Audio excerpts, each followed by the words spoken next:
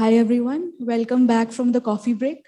So for the next session, we are going to have 5 15-minute talks, and Shikhar is going to begin this session with his talk on Lyman alpha radiative transfer at cosmic dawn. You may begin. Okay, thanks. Hi everyone, thanks to the organizers for giving me the opportunity to speak on my work. So today I'll be talking about Lyman alpha radiative transfer at cosmic dawn. So this work was done in collaboration with my PhD supervisor Girish Kulkarni and Thibaut Garrel from the University of Geneva. Okay, so before I explain my methods and go into the results, I would first like to give some motivation for this work. So as you all know that even with the most powerful telescopes, we are only able to look as deep as redshift 17 or so. But this is really small compared to what we would like to really look into, such as the period of cosmic dawn or the dark ages. So the 21 centimeter signal is one such probe that can be used to study the period of cosmic dawn or dark ages. And with this goal in mind, there have been several experiments that are being developed in order to probe the cosmic dawn period. So two of these experiments must be familiar to you all, and these include the Edges and Saras, who have already made their announcement. Girish and I are involved with another such experiment called the REACH, and it is going to primarily target the redshift range 28 to 7.5, and we expect the data at the end of this year. And there are many more such experiments that are being developed. So to give a quick introduction to what this 21 centimeter signal is, so it is defined as a differential brightness temperature where it is where we measure the brightness of 21 centimeter against the CMB, and the final expression can be put in this big equation where XHI is a neutral hydrogen fraction, of YP, omegas, and H are the usual cosmological parameters. Z is the redshift, TCMB is the CMB temperature, and TS is the spin temperature, which quantifies the relative population of the hyperfine levels. At the period of cosmic dawn, there are two main processes that affect the hyperfine population and hence the spin temperature, and these are the radiative processes by the CMB photons, and the other is other Lyman alpha photons, which can also indirectly affect the population and hence TS. Their strength is quantified by this relative, their relative strength is quantified by this term X alpha known as Lyman alpha coupling. Note that if the Lyman alpha coupling is 0, then the spin temperature is just CMB and the signal is just 0. So at intuitively, just we can even see that the accuracy of the cosmic dawn 20 centimeter signal is hinged upon the accuracy of the Lyman alpha coupling. So what we so I'll give a very intuitive, just a hand wavy level derivation for this Lyman alpha coupling. So the rate of hyperfine transitions should be proportional to the rate at which the Lyman alpha photons are scattered, and that in turn is dependent on the local Lyman alpha specific intensity J alpha. So what we are really looking for is the J alpha, and this just probes gives us the Lyman alpha coupling and hence the 21 centimeter signal. Now the Lyman alpha specific intensity J alpha is should be easy to calculate from the radiative transfer equation, and it's a decade-old problem. But that is not really the case because in its most general form, the Lyman alpha, the differential equation is a 7-dimensional problem, and it's extremely computationally expensive to solve. And there are only a few known analytical as well as numerical solutions in controlled idealistic systems.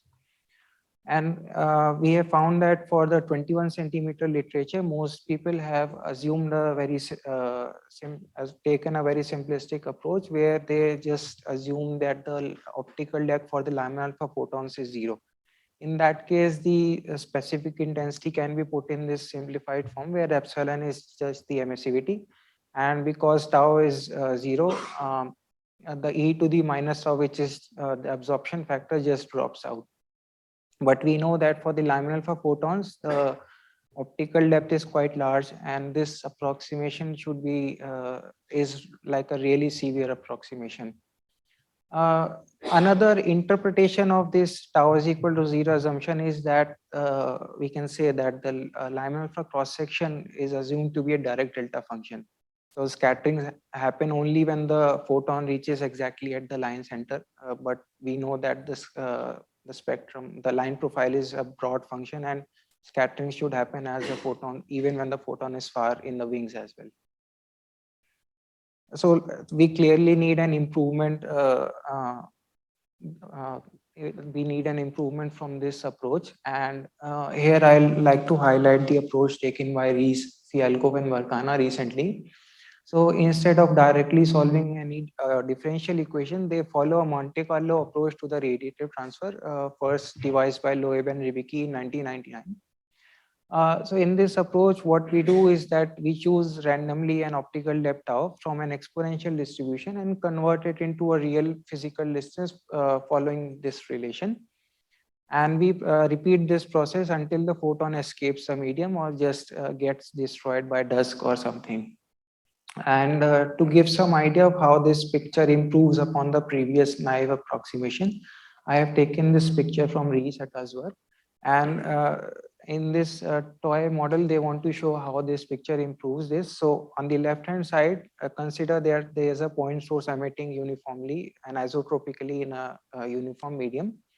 Because if the now if the tau is assumed to be 0, then we know that given the photons frequency, we can calculate the distance it will redshift to where it will redshift to Lyman alpha center.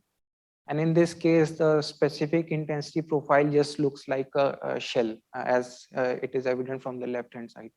But we know that scattering should happen even when the photon has a higher frequency, and in this case the profile is an extended block, as you can see on the right hand side. So clearly this is an important effect to study. However, we have found out that there are some points upon which we can improve, and here I would just like to highlight them and compare our approach with them.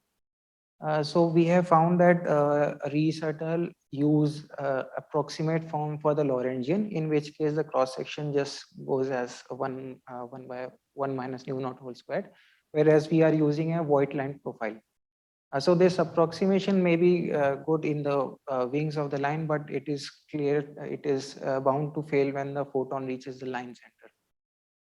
Secondly, they use a uniform number density for of the hydrogen atoms, whereas we are using a cosmological number density distribution. Also, they do not take into account the bulk motion of the gas, the hydrogen atoms, but we are taking into account the cosmological bulk motion of the gas particles. And finally, we also note that they assume a zero microscopic thermal motion, but we take into account the non-trivial temperature distribution as well. Now that I have explained my methods, I'll show some of my results. So before I show my results for the radiative transfer, I would like to prepare my cosmological box, where so this in this figure you see a gas density distribution projected along the z-axis. So these cosmological simulations are done using the Ramsey code. The box size is about 10 H inverse megaparsecs, and we use 256 cube cells. So this is at redshift of about 9. So this medium, so before, and for the sources, we assume in this work that we are using that it's a toy model where all the sources emit isotropically, and the SED is same for them. And we'll put the sources at the dark matter halo locations, which in this figure I have shown by the white circles.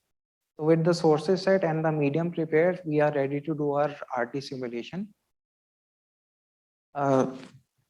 In this, finally, I'll show my Lyman alpha coupling map, and note that Lyman alpha coupling is just, in our case, is just proportional to the specific intensity, the local specific intensity. So This is my result. So on the left hand side, you will note that this is a laminar alpha coupling map. It's basically a cross section along the box center perpendicular to the z-axis. And this picture becomes even more interesting if I compare it with the naive tau is equal to 0 assumption.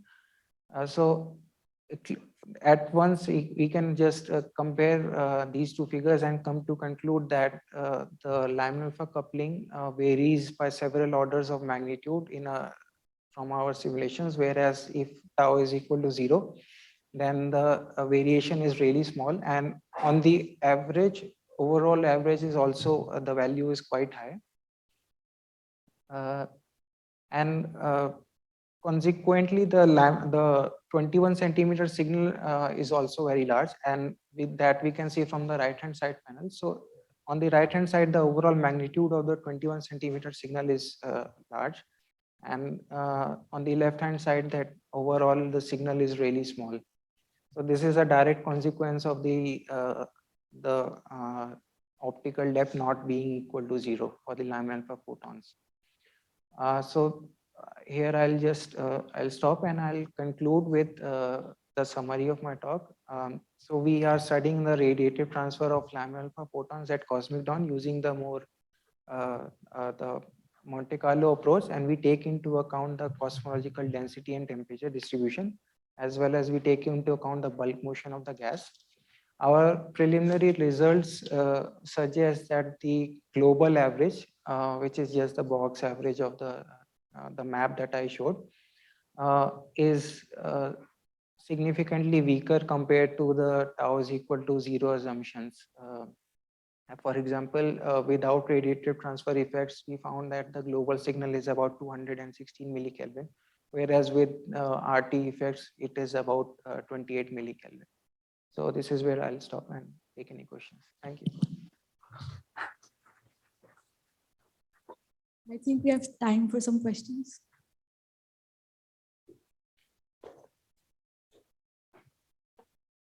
Shikhar, so the J alpha at a given redshift can also be contributed by high frequency photons produced at earlier redshifts, right?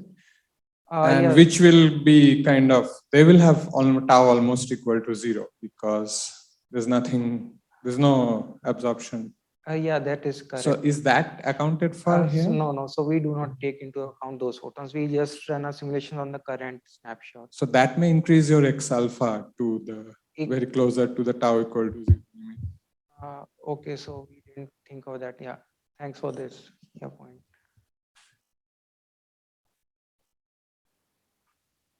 Do we have other questions?